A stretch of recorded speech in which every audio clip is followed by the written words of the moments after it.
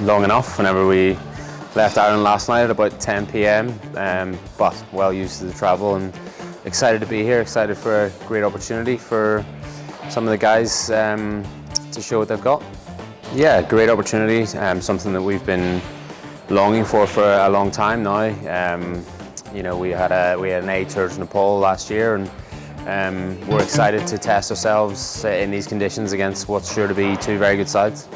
Yeah, it'll probably be a light session tomorrow, I think, just to get the flight out of our system from today, and then we'll go into a full session, and then back to a lighter session before the first game. So look, we've done our preparation back home as well. It hasn't been easy because it's been indoors, but yeah, we're looking forward to getting these 3 sessions done and getting started really.